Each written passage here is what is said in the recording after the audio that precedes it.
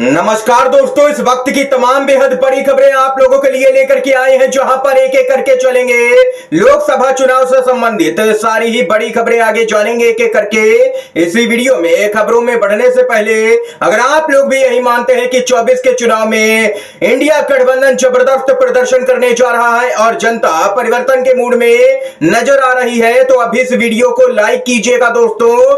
Channel को free में subscribe करके कमेंट बॉक्स में जय हिंद जय भारत जरूर ही कमेंट कीजिएगा। पहली और सबसे बड़ी खबर आप लोगों को बताते चले, वोटिंग से ठीक पहले बीजेपी ने मान ली है हार, प्रत्याशी तक नहीं उतारे हैं कई सीटों पर। मामला आ रहा है दोस्तों, आप लोगों को बताते चले, खबर आ रही है कश्मीर से, जहां पर कश्मीर में पहली बार भाजपा ने प्रत्याशी नहीं उतारे। पीडीपी और नेशनल कॉन्फ्रेंस में लड़ाई होगी यहां पर चुनावी, ये खबर सामने निकल के आ रही है। बताते चले, इन 3 सीटों पर लड़ाई से बाहर हो गई है भाजपा।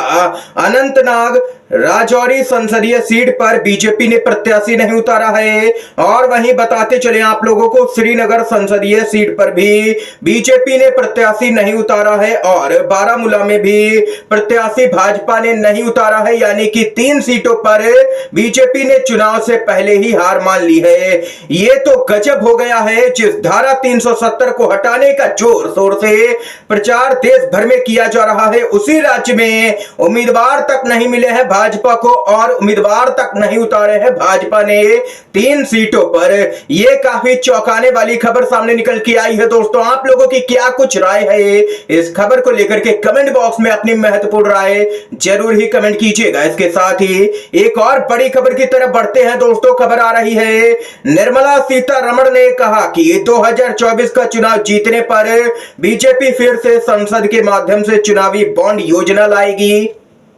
यह पूरी तरह से अगले स्तर की ही बेशर्मी है, और सीजीआई के द्वारा इस योजना को असंवैधानिक और अवैध बताने के बावजूद सुप्रीम कोर्ट को आंखें दिखाना है सरकार की तरफ से।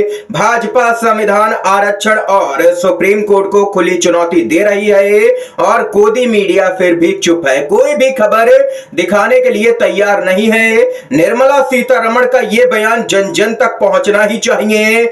ये यहां पर दोस्तों खबर सामने निकल के आई है, सुप्रीम कोर्ट के संवैधानिक बेंच ने इलेक्टोरल बॉन्ड को अवैध और असंवैधानिक करार दिया, लेकिन फिर भी लगातार यहां पर पीएम मोदी से लेकर के अमित शाह तक, और अब तो निर्मला सीतारमण भी इसके समर्थन में उतर आई हैं, और उन्होंने पीएम मोदी और अमित शाह से 2 कदम आगे जाते हुए ये ऐलान कर दिया है कि अगर बीजेपी की सरकार केंद्र में बनी तो एक बार फिर से संसद के जरिए इलेक्टोरल बॉन्ड स्कीम लाई जाएगी।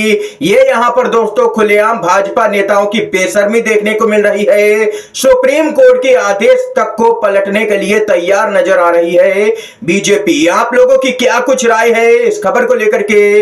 निर्मला सीतारमण के बयान पर आप लोग क्या कुछ कहना चाहते हैं कमेंट बॉक्स में जरूर ही बताइएगा।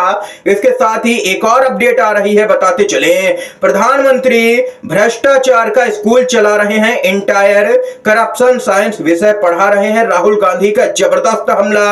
राहुल गांधी ने कहा, आज देश में लोकतंत्र व संविधान को बचाने का ये चुनाव है।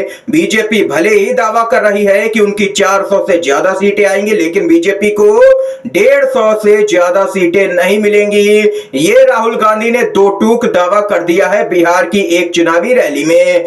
3 काले कानून की भविष्यवाणी राहुल गांधी की सही हुई, नोटबंदी की भविष्यवाणी राहुल गांधी की सही हुई, कोरोना महामारी की भविष्यवाणी सही हुई, सूट बूट की सरकार की भविष्यवाणी सही हुई, चौकीदार चोर है की भविष्यवाणी सही हुई। अब राहुल गांधी ने भविष्यवाणी कर दी है कि बीजेपी 150 से ज्यादा सीटें नहीं जीतेगी, और अगर ये भविष्यवाणी सही हो गई तो ये बीजेपी के लिए अब तक का सबसे बड़ा झटका होगा। सत्ता से भाजपा की विदाई हो जाएगी अगर ये होता है।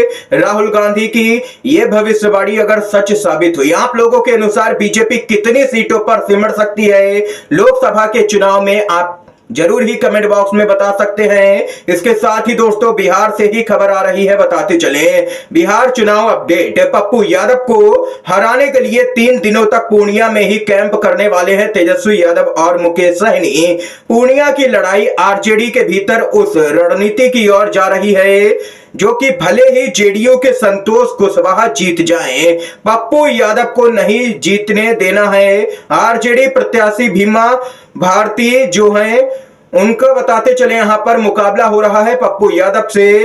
आरजेडी प्रत्याशी बीमा भारती आज की तारीख में मुख्य मुकाबले से बहुत ही अधिक दूर नजर आ रही हैं। दूर दूर तक आरजेडी की प्रत्याशी मुकाबले में नहीं है। इसके साथ ही दोस्तों एक और बड़ी खबर आप लोगों को बताते चले, व्यापारी रामदेव को एक के बाद एक तगड़े झटके सुप्रीम कोर्ट से लग रहे हैं। इसी क्रम में सुप्रीम कोर्ट ने पतंजलि से कहा, योग से कमाए पैसों पर देना ही होगा टैक्स। सुप्रीम कोर्ट ने यह कड़ी टिप्पणी कर दी है व्यापारी रामदेव को लेकर के। ये यहां पर खबर आई है। इसके साथ ही जो अगली अपडेट आ रही है उसकी तरफ बढ़ते हैं। इसके साथ ही दोस्तों एक और चौंकाने वाली खबर दिल्ली से सामने निकल के आ रही है, जहां पर बताते चले आप लोगों को केजरीवाल को दी जा रही है स्लो डेथ। आम आदमी पार्टी ने अब तक का सबसे बड़ा और गंभीर आरोप लगा दिया है भाजपा पर। जी हां दोस्तों, आम आदमी पार्टी ने जेल में बंद दिल्ली के सीएम अरविंद केजरीवाल को लेकर के बीजेपी और केंद्र की मोदी सरकार पर कई गंभीर आरोप लगा दिए हैं। यहां तक कहा गया है कि केजरीवाल को जेल में स्लो डेथ दी जा रही है। दिल्ली सरकार के मंत्री और पार्टी के वरिष्ठ नेता सौरभ भारद्वाज ने कहा है कि जेल में केजरीवाल की धीरे धीरे हत्या की जा रही है। उन्होंने कहा है कि हाई शुगर की वजह से वह बार बार इंसुलिन की मांग कर रहे हैं, लेकिन इसे स्वीकार ही नहीं किया जा रहा है। दिल्ली सरकार के स्वास्थ्य मंत्री सौरभ भारद्वाज ने कहा है कि शुगर लेवल बढ़े रहने से नसों, किडनी, लीवर, आंखों और दिल पर ऐसा प्रभाव पड़ता है कि जिसे ठीक नहीं किया जा सकता है। उन्होंने कहा है कि आपकी किडनी फेल हो गई तो हो गई, कोई एलजीवीके सक्सेना किडनी वापस नहीं दे सकता है। केजरीवाल को ना आप उनका लीवर ठीक कर सकते हैं, यदि अंधे हो गए तो आप उनकी आंखें नहीं ला सकते हैं वापस।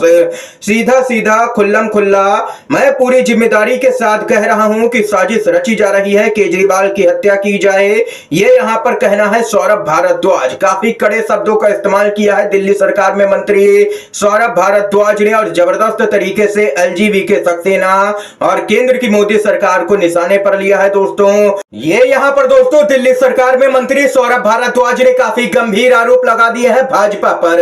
इसके साथ ही एक और बड़ी अपडेट की तरफ बढ़ते हैं। बिहार से खबर आ रही है, भागलपुर की रैली में गरजे हैं तेजस्वी यादव।